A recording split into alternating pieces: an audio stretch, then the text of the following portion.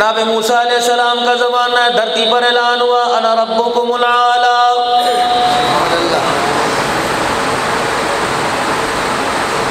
خدا کے پیغمبر کی ٹکر ہی ایسے شخص کے ساتھ ہوئی جس نے زمین پر خدائی کا دعویٰ کیا اور کہنے لگا سب سے بڑا رب میں ہوں۔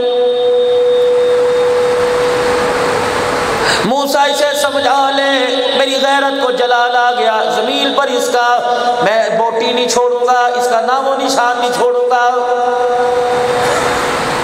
بار بار خدا کا پیغمبر جا کے سمجھا رہا ہے ایسی بات نہ کر، انسان بن جا۔ لیکن جب انسانیت اندر سے نکل گئی، پروردگار عالم کا عذاب آیا، اپنی مخلوق میں اعلان کیا بتاؤ کون ہے اس کا مقابلہ کرے۔ اللہ اکبر، ساری مخلوق میں ایک پانی کی مخلوق بولی یا اللہ کنارے پہ لا کے کھڑا کر دے، اتنے غوطے دوں گا چھٹی کا دودھ یاد آ جائے گا، ایسی لہروں میں لپیٹ کے لاؤں گا۔ پروردگار عالم کائنات کے اندر تیری برابری کرنے والا قیامت کی صبح تک نہیں آئے گا۔ اپنے آپ کو ہلاک ہوتے دیکھا، اپنا بیڑا غرق ہوتے دیکھا۔ آمنا برب موسیٰ و ہارون،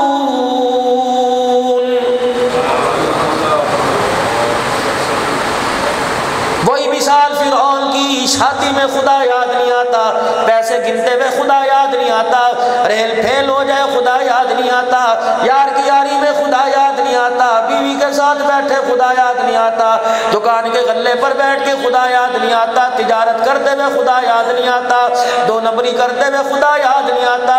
جب چاکنی کا وقت آ گیا، بستر پہ لیٹ گیا، زبان سے پانی مانگا نہیں جا رہا، پھر کہہ رہے اللہ مجھے معاف کر دے۔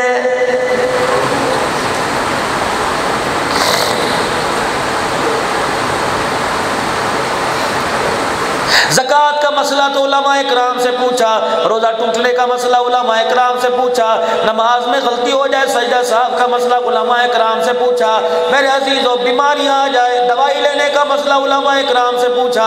فرمایا دوائی لینے سے پہلے 7 سنت امام الانبیاء کی جن کو زندہ کرو۔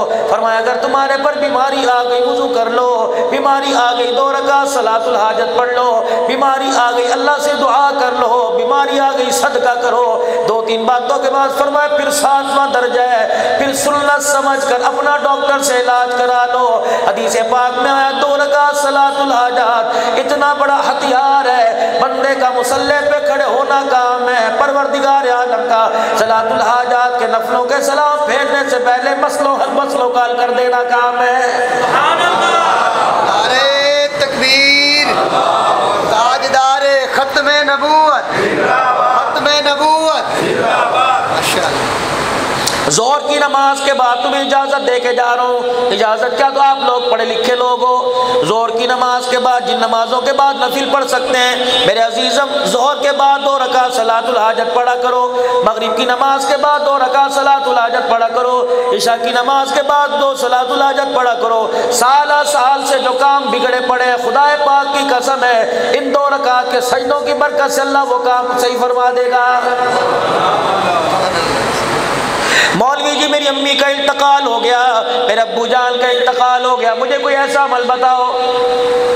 میں نے کہا مدرسے کے بچے بلوا لے، 5-4 کلو چاول بنوا لے، 1.5-2 کلو چنے ڈلوا کے ماں باپ کے سالے ثواب کا پروگرام کروا لے۔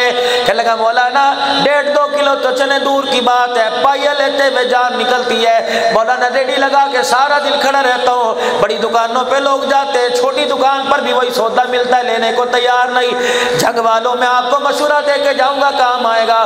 بڑی دکان پر جانے سے پہلے ایسی ریڈی والے کو تلاش کیا کرو جو پکا بھی نہ جل سکے، بڑا کمزور ہو۔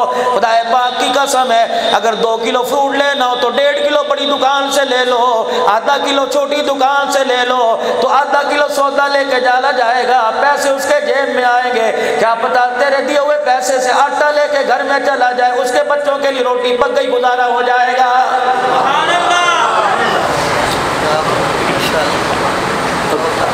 پتہ ہے دکان پہ گڑا سڑا مال پڑا ہے، پتہ ہے دکان پہ مال داغی پڑا ہے، جان بوجھ کے مال لے لیا کرو، ہٹایا نہ کرو۔ گھر میں بھی تو جا کے پھینکو گے، گھر میں بھی تو جا کے سڑا رہے گا۔ اس کی دل جوئی کے لیے اس کا خام مال لے لیا کرو۔ اور اللہ کے نیک بندوں کتنے کا دے دے گا، 50 روپے کا، 60 روپے کا، جانوروں کو ڈال سے اوجلوں کے پرندوں کو ڈال دینا، تیرا 50 روپیہ غریب کی جیب میں چلا گیا، وہ 1 کلو آلو لے کے گھر چلا گیا، ہنڈیا پکی دسترخوان پہ غریب کے بچوں نے بیٹھ کے کھایا، پیٹ بھرا، ڈکاریں آنی شروع ہو گئی، خدائے پاک کی قسم ہے دعا کے لیے کہنا نہ پڑے گا، پیٹ بھر کر یتیموں غریبوں کے چہرے پہ مسکراہٹ آئی، عرش والا تیرے میرے سے راضی ہو جائے گا۔ احساس ختم ہوا، پڑا اور کچھ بھی نہیں ہوا، سب کچھ اللہ کا شکر ہے، احساس مر گیا، ایک دوسرے کی کیفیت کو سمجھنے کی صلاحیت ہمارے اندر ختم ہو۔ کسی کو ایک مرتبہ روتا دیکھیں گے کہیں گے ڈرامے بازی کر رہا ہے، اللہ فرماتے ہیں خبردار منہ بند کر، یہ نہ ہو اس کے آنسوؤں کو میں صاف کر دوں اور اس حالت میں لا کے تجھے اتنا رلاؤں موت آ جائے تجھے چپ کرانے والا کوئی نظر نہ آئے۔ اوقات میں رہ اپنی، میرے پہلوانوں کو بستر پہ ڈال دیا، جو پہلوان اللہ اکبر 4 من وزن یوں اٹھا لیا کرتے تھے، گلاس ہاتھ میں نہیں پکڑ سکتے۔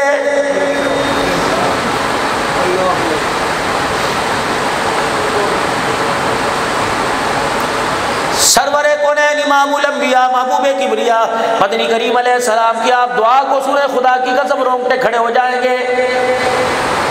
میرے سے پوچھو، میری خواہش یہ ہے میرا مکان بن جائے سوسائٹی میں، مکان کہاں بناؤ گے؟ غریب سے غریب تر، امیر سے امیر تر سے پوچھ لو مکان کہاں بناؤ گے؟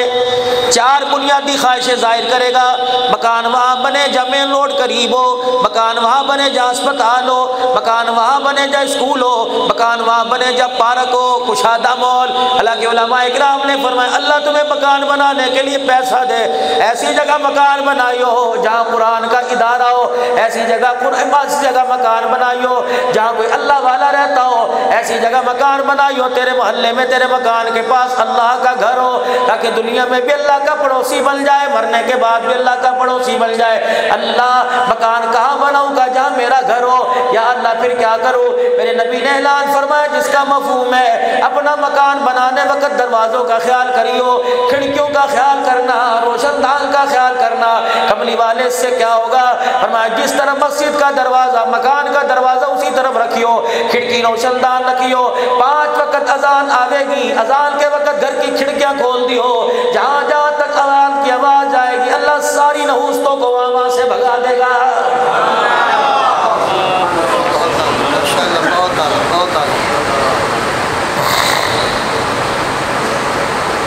اور اس وقت میرے عزیزوں ہر ایک کی خواہش ہے یار میں کچھ نہیں چاہتا اپنے بچوں کے لیے چلو چھت بنا کے چلا جاؤں، سکون سے رہیں گے، چلو اتنا تو کر کے چلا جاؤں میرے بچے در در کی ٹھوکریں نہ کھائیں۔ مجھے ایمانداری سے بتاؤ تیرا دادا تیرے باپ کے لیے کیا کر کے گیا، تیرا باپ تیری اولاد کے لیے کیا کر کے گیا جو تو اپنوں کے لیے کر کے جا رہا ہے؟ فرمایا میرا بندہ توکل پر زندگی گزار لے، میں نے تجھے دنیا کے اندر بھیجنے کا وعدہ کیا، 7 رزق کا وعدہ کر دیا، مجھے میری عزت کی قسم ہے 1 برتن میں سالن ہو، 8 کھانے والے ہوں، جو تیرے مقدر کا دوسرا نہیں کھائے گا، دوسرے کے مقدر کا وہ تیرے منہ میں نہیں جائے گا۔ اگر تیری روٹی کا 1 لقمہ کسی تیرے سگے کے منہ میں چلا گیا تو مجھے اپنا خدا نہ کہنا۔